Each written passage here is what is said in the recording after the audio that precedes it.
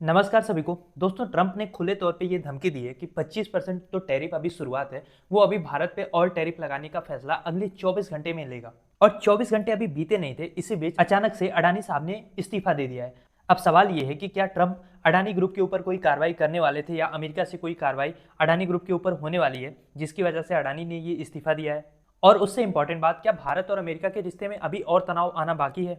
और इसी बीच जो हमारे एनएसए साहब हैं, वो अचानक, कोई पहले से प्लानिंग नहीं थी, रसिया पहुंच गए हैं। इसके क्या मायने हैं? क्या हम रसिया को ये अश्योरेंस देने गए हैं कि हम आपका तेल खरीदना बंद नहीं करेंगे? क्या हम वापस से रसिया से अपने रिश्ते को और ज्यादा रिवाइव कर रहे हैं? तो बहुत सारी डेवलपमेंट हुई है। आइए डिटेल में समझते हैं कि आखिर मसला है क्या और कैसे कैसे चीजें अनफोल्ड हो रही हैं। तो सबसे पहले समझते हैं कि हुआ क्या है। देखो, हुआ ये है कि अडानी साहब ने, जो उनका सबसे बड़ा बिजनेस है Adani ports and special economic zone, उसके एग्जीक्यूटिव चेयरमैन पद से इस्तीफा दे दिया है। अच्छा, इस इस्तीफे के जो जियोपॉलिटिकल मायने हैं वो तो है ही हैं, उसको हम डिस्कस करेंगे। पर एक चीज ये भी समझ में आती है कि यार, कारपोरेट बिजनेस कितना भी बड़ा हो, आदमी कितना भी बड़ा हो, लेकिन जब बॉस का प्रेशर पड़ता है, खासकर ऊपर वाले बॉस का भी और नीचे वाले बॉस का भी, तो फिर इस्तीफा देने के अलावा कुछ रास्ता बचता नहीं है। तो अब अडानी साहब जो है, वो अपने Adani ports and special economic zone के एग्जीक्यूटिव चेयरमैन से नॉन एग्जीक्यूटिव चेयरमैन हो चुके हैं। इसे आप ऐसे समझ लो कि जैसे मोदी जी हैं, सारे फैसले अभी वो लेते हैं। अगर 75 की उम्र में मोदी जी रिटायर होकर राष्ट्रपति बन जाते हैं, तो आप ये कह सकते हो कि मोदी जी ने अपना एग्जीक्यूटिव का पद छोड़ के नॉन एग्जीक्यूटिव चेयरमैन या नॉन एग्जीक्यूटिव पर्सन बन चुके हैं, यानी केवल औपचारिक पद रह गया है। तो वही हालत अब अडानी जी की हुई है। वैसे तो अडानी साहब के कारोबार जो है वो बहुत सारे फील्ड में है, पर अडानी पोर्ट्स भारत के सबसे बड़े प्रोजेक्ट में शामिल है। देश का कुल 28% पोर्ट अकेले इसी कंपनी के पास है। आपने विपक्ष का, खासकर राहुल गांधी का, ये बयान अक्सर सुना होगा कि सारे पोर्ट, सारे एयरपोर्ट, सब कुछ अडानी ग्रुप को ही क्यों मिल रहा है। मोदी जी कहीं विदेश जाते हैं तो पता चलता है वहां पे अडानी को कोई डील मिल गई। तो ये सारे जो आरोप हैं वो लगते रहे हैं, पर कभी इस्तीफा तो नहीं हुआ। अब इतना बड़ा जब अचानक से फैसला लिया गया है, तो लोगों के मन में शंका आ रही है कि कहीं ट्रंप के प्रेशर का ये नतीजा तो नहीं है। खैर, अडानी समूह ने ये सफाई दी है इस इस्तीफे के बारे में कि ये तो बस कंप्लायंस रूल्स के चलते हुआ है। जैसे धनखड़ साहब ने बताया था ना कि मैं स्वास्थ्य के चलते इस्तीफा दे रहा हूं, ऐसा ही सेम अडानी ग्रुप बता रहा है। क्योंकि जो कंप्लायंस का रूल है वो तो पहले से है ना, तो इस्तीफा ऐसे अचानक से क्यों आ रहा है, और वो भी उसी डेट से लागू हो रहा है। जनरली ऐसा होता नहीं है।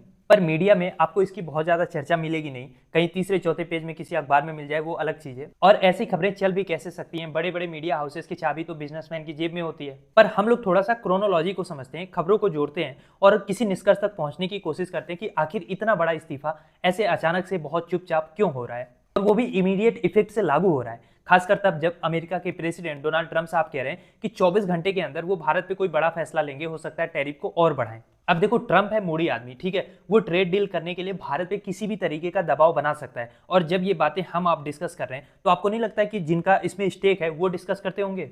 हालांकि स्टेक तो हमारा भी है, क्योंकि देश भी हमारा है, बट मैं प्रॉफिट की बात कर रहा हूं। क्या अडानी को नहीं पता है? अडानी का इतना बड़ा कारोबार चल रहा है, देश में विदेश में हर जगह उसका संपर्क भी तो होगा। जो ब्यूरोक्रेट्स हैं, नेता हैं, उनको पता चला होगा, कहीं से कोई लिंक सामने आई होगी अडानी के कि हो सकता है ट्रंप उसके ऊपर भी कार्रवाई कर सकते हैं। इसी वजह से इतने आनंद फानंद में इस्तीफा दिया गया है। अब अडानी ग्रुप पे अमेरिका में कई सारी जांच चल रही है, तो किसी ने ट्रंप के कान में ये चीज फूकी होगी कि मोदी जी के बड़े करीबी अडानी है, अगर हम अडानी को टारगेट करेंगे तो हम मोदी जी पे प्रेशर बना पाएंगे ट्रेड डील के लिए। अब अगेन ये एक पॉसिबिलिटी है, ऐसा हो सकता है। अब क्यों ऐसा हो सकता है? क्योंकि देखो, अडानी जी के ऊपर बहुत सारी जांच चल रही है, अडानी ग्रुप के ऊपर। एक तो ये है कि जो ईरान से लिक्विड पेट्रोलियम गैस है, जिसपे अमेरिका ने सैंक्शन लगा रखा है, उसको अडानी के मुंद्रा पोर्ट से दुनिया भर के देशों में भेजा गया है, बेचा गया है।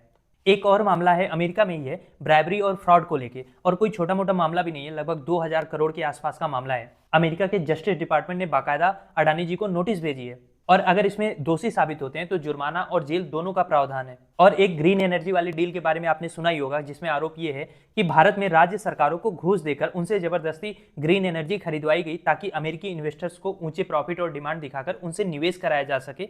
तो बेसिकली अमेरिका के लोगों के साथ फ्रॉड का मामला है, और इन सब का जो रिपल इफेक्ट है वो ऑलरेडी देखने को मिल रहा है। इन जांचों की वजह से अमेरिका, यूरोप समेत दुनिया के कई देशों में अडानी ग्रुप के कारोबार पर असर पड़ रहा है। कई इन्वेस्टर्स निकल रहे हैं, कई मार्केट में इसको रोक लगाई जा रही है, और कई देशों में अतिरिक्त जांच भी शुरू हो चुकी है। अब इस बढ़ते दबाव के चलते अडानी का जो ये इस्तीफा हुआ है, ये एक तरीका माना जा रहा है जिससे अडानी ग्रुप के खिलाफ कोई कठोर कार्रवाई अगर होती है तो कंपनी को बड़ा नुकसान ना हो, इसलिए खुद को कंपनी से अलग कर लिया है। पर जो छोटे निवेशकों का नुकसान होगा, हमारा आपका, जिसका पैसा शेयर मार्केट में लगा है, उनके पैसे डूबेंगे। राहुल गांधी ने भी इस पे ट्वीट किया है कि मोदी जी अमेरिका के साथ रिश्ते खराब नहीं करने वाले हैं, अडानी का मामला भी अमेरिका का है और इस पर रिश्ते खराब नहीं होने देंगे, मोदी जी के हाथ बंधे हुए हैं। अब राहुल गांधी का ये बयान एक पॉलिटिकल बयान हो सकता है, इसको लोग अलग अलग ढंग से देख सकते हैं, पर एक चीज तो तय है कि कुछ तो बड़ा चेंज होने वाला है। क्योंकि जहां एक तरफ अडानी इस्तीफा दे रहे हैं, ट्रंप हम पे दबाव बना रहा है ट्रेड डील के लिए और रसिया से तेल ना खरीदने के लिए, वहीं दूसरी ओर जो हमारे एनएसए हैं, यानी जो हमारे राष्ट्रीय सुरक्षा सलाहकार हैं डोभाल साहब, वो अचानक से रसिया गए हैं। अब ये कोई प्री शेड्यूल विजिट नहीं है, तो उनका जाना साफ तौर पे दिखा रहा है कि क्या भारत का झुकाव जो है या जो भारत की नीतियां हैं अब उसमें चेंज देखने को मिलेगा। डोभाल साहब को रसिया को ये आश्वासन देने के लिए भेजा गया है कि यूएस के दबाव में भी हम आपसे तेल खरीदना बंद नहीं करेंगे। क्या हम वापस से रसिया से अपने संबंध सही कर रहे हैं, उसको रिवाइज कर रहे हैं? एक्चुअली हुआ क्या है कि 11 सालों में हम रसिया से काफी दूर हुए हैं और काफी ज्यादा प्रो यूएस हुए हैं, इनफैक्ट अल्ट्रा प्रो यूएस हुए हैं। और अल्ट्रा प्रो मैं इसलिए कह रहा हूं क्योंकि आपको याद है देश के इतिहास में ऐसा पहली बार हुआ कि हमारे देश का प्रधानमंत्री किसी दूसरे देश में जाके चुनाव प्रचार कर रहा है, वहां के लोगों को इन्फ्लुएंस कर रहा है। अब की बार ट्रंप सरकार का नारा याद है, मोदी जी जाके अमेरिका में लगा रहे थे, तो इसलिए हमारा जो अल्ट्रा प्रो यूएस झुकाव था उसको अब वही ट्रंप है ना पूरी तरीके से झकझोर रहा है। हमारे यहाँ तो अंध भक्तों ने ट्रंप को दोबारा जिताने के लिए पूजा पाठ तक किया था, हवन हुआ था, बकायदा वीडियो और मीम्स बने थे, देखा था ना आपने। और उसका रीजन क्या था? क्या वो इंडिया के लिए पॉलिसी बना था? नहीं, दरअसल उसकी जो पॉलिसी थी वो पहले टर्म में काफी ज्यादा एंटी मुस्लिम थी, एंटी चाइना था। तो हमारे यहाँ पे कुछ लोग अंध भक्तों की तरह उसके पीछे भाग रहे थे। हम जो एक लॉन्ग टर्म पॉलिसी बना के चलते हैं उसको हमने कहीं पीछे छोड़ दिया। और जब हम इसके पीछे भाग रहे थे उस समय रसिया और चाइना में एक जबरदस्त बॉन्डिंग हो चुकी है, रसिया पाकिस्तान के बीच में भी अब डील होने लगी है। और अब जब आज ट्रंप ने पूरी तरीके से हाथ छोड़ दिया है तो हम वापस रसिया की ओर देख रहे हैं। सवाल ये है कि क्या रसिया से अब हमारे वही पुराने रिश्ते रहे हैं, वही पुरानी दोस्ती रही है? क्या ये हमारी पॉलिसी फेलियर नहीं है कि कहीं ना कहीं रसिया और चाइना काफी ज्यादा क्लोज हो चुके हैं, रसिया पाकिस्तान के बीच में काफी ज्यादा संपर्क बढ़ने लगा है और ऐसा लग रहा है कि ट्रंप को ये चीज एहसास हुई है कि भारत को धमकी देना, भारत को हड़काना आसान हो गया है। क्योंकि रसिया का जो कच्चा तेल है 43% तो अकेले चाइना खरीदता है, हम तो उसके आगे कुछ नहीं खरीदते। लेकिन चाइना के बारे में बोलते हुए ट्रंप को आपने सुना? क्योंकि पहले टर्म में उसने देख लिया कि चाइना झुकने वाला नहीं है, ये चाइना के ऊपर टैरिफ लगाते हैं तो चाइना उसका डबल इनके पे लगा देता है, चाइना पे बैन लगाते हैं तो चाइना अपना रेयर अर्थ मिनरल इनके यहाँ जाने नहीं देता है।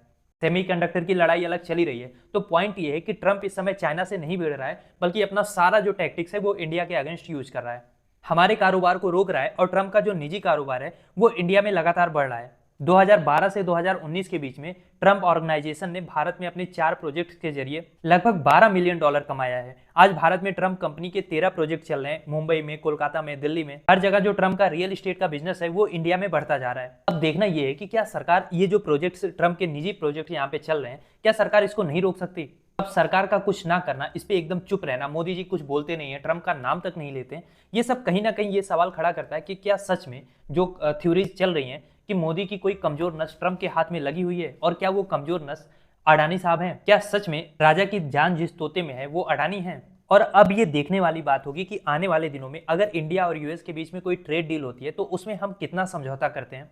क्या हम अपने किसानों के इंटरेस्ट को, हमारे छोटे व्यापारियों के इंटरेस्ट को बचा पाएंगे? अब मेरा सवाल आपसे ये है कि अडानी का जो ये इस्तीफा हुआ है, क्या आपको लगता है कि कहीं ना कहीं ट्रंप का जो दबाव है उसके पीछे यही बड़ा रीजन है, या आपको भी ये एक नॉर्मल रिजाइन लगता है कि हो सकता है अडानी साहब अब कोई दूसरी जॉब करें या एसएससी की तैयारी करने का मन हो रहा हो इसलिए रिजाइन दिया है? क्या सोचते हैं आप इस बारे में? लिखिए अपनी राय कमेंट बॉक्स में।